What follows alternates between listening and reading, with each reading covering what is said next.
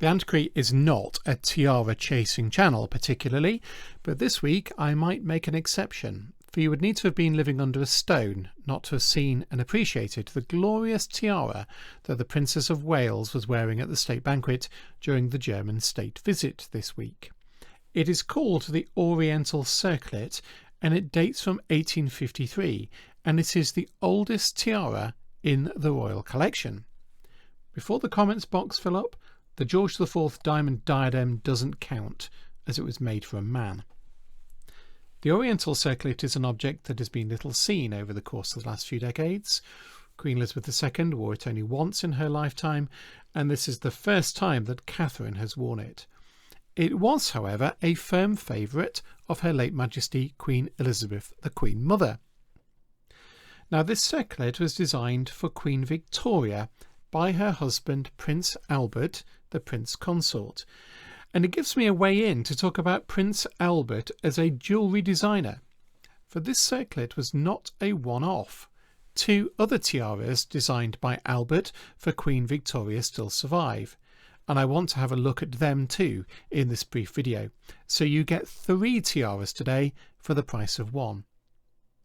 It appears that early in her reign, Queen Victoria gave Albert almost total control over the curation of her jewellery collection and the creation of new jewels for her to wear.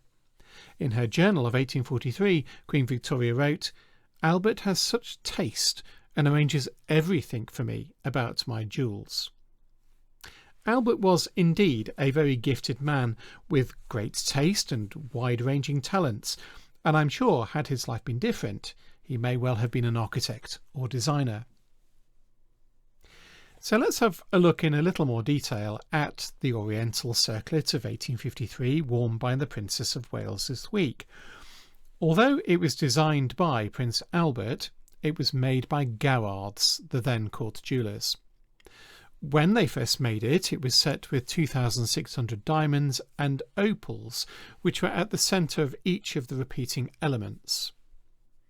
When originally created, it was, like the George IV diamond diadem, a complete circlet, but in 1858 Garrard's altered it and removed a small section from the back. Albert's design inspiration for this piece was Britain's colonies in the East, hence the name the Oriental Circlet, notably its Indian imperial possessions, which in the 1850s were in the process of being consolidated. A major influence in Albert's design may well have been the Lahore jewels, the treasures of the Sikh imperial house. They had been confiscated from the Sikh Maharaja Dalip Singh in 1850 by the East India Company and were then presented to Queen Victoria. And Prince Albert had the chance to examine these extraordinary jewels first-hand, as they were all displayed in 1851 in the Indian court of his great brainchild, the Great Exhibition in Crystal Palace. Without question, the design of the piece reflects elements that are found in Indian jewellery and architecture. The circlet is made up of individual sections, each with a lotus flower set under a typically Indian Mughal-style arch. In 1901, the circlet was inherited by King Edward VII, and it was then given to his consort Queen Alexandra. And in 1902, she brought Garrard's in again to alter the piece, and they removed a few of the arches on either side at the back to make the circlet more wearable, as it is now, as a tiara. Like many people in the late 19th and early 20th century, Queen Alexandra was superstitious about opals, and she wouldn't wear them as she thought they brought bad luck.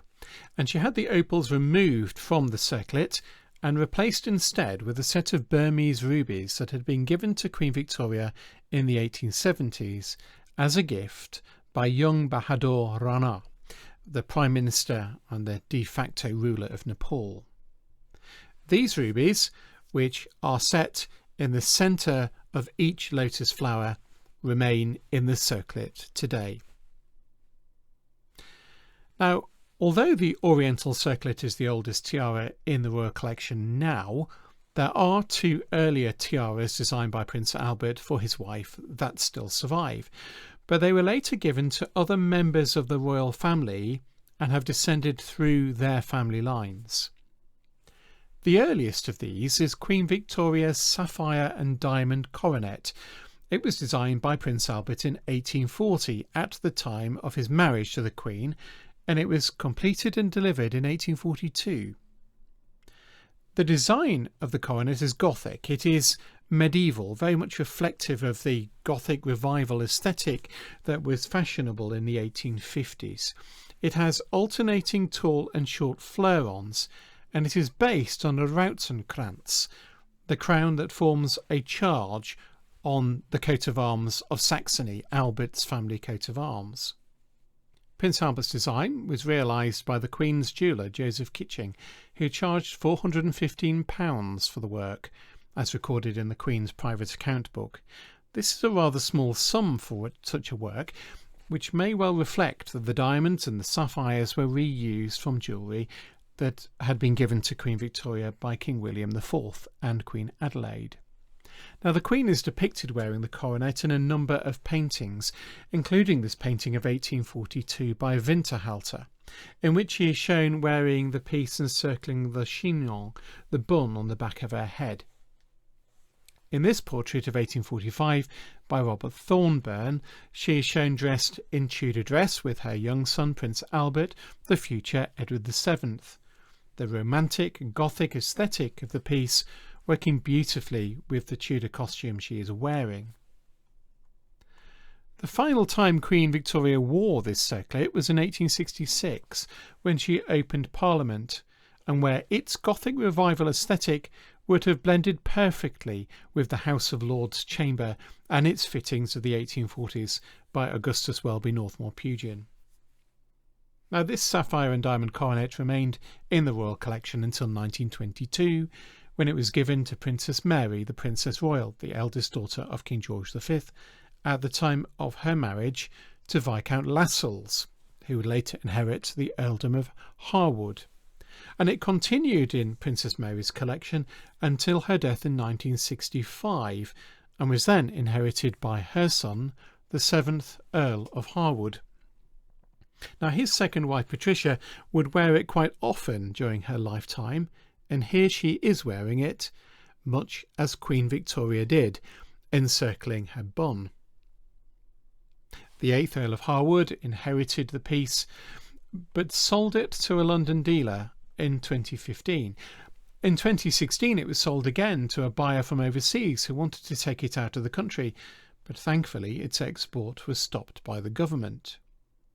It was then sold in 2017 to the Bollinger family, who bought it as a gift to the nation and the Commonwealth, and it has been on display in the Victoria and Albert Museum in London since 2019, where you can go and gaze at its splendour.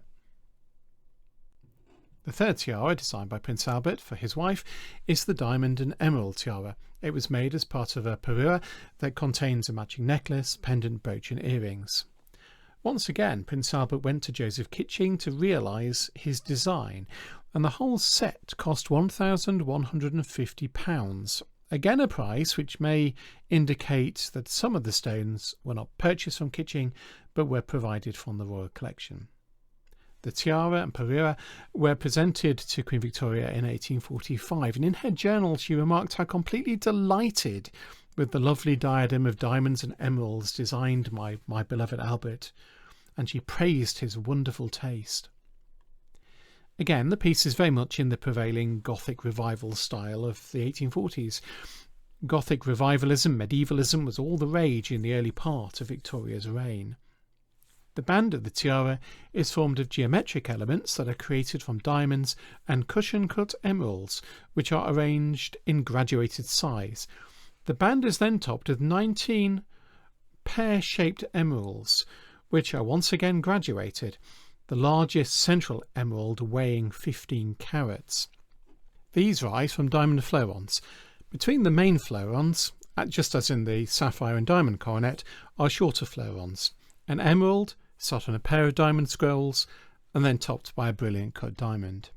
The other pieces in the parure The necklace and the earrings and the brooch are all designed to match the tiara. The emeralds are all set in diamond clusters. These pieces were worn by Queen Victoria frequently up until her widowhood. She is shown wearing the tiara along with the earrings in this famous painting by Winterhalter of the Queen with Prince Albert and their young family. It was painted in 1846, the year after the set was made. In the 1880s, the tiara was loaned to Queen Victoria's granddaughter, Princess Victoria of Hessen-Rhine, later the Marchioness of Milford Haven, for a costume ball. And she wore it, as you can see, around a velvet cap.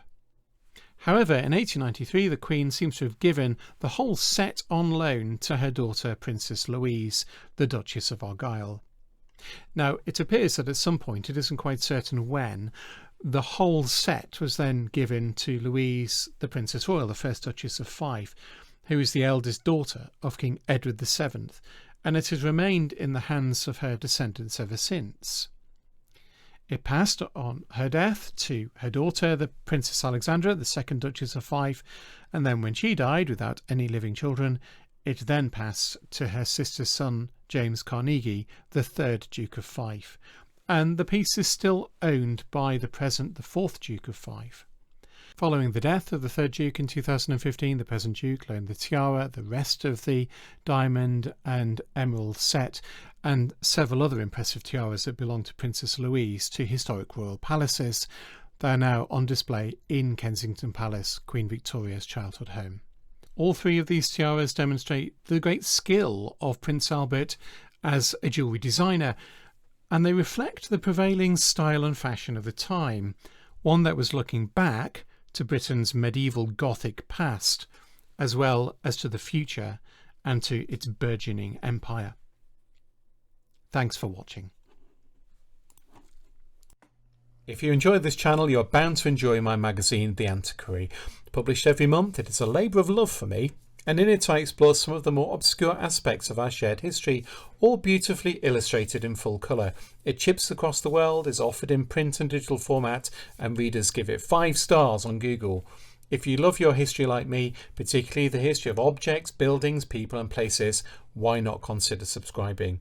Subscribing helps support my work and the channel too. There's a link above and in the video description that takes you to the magazine website.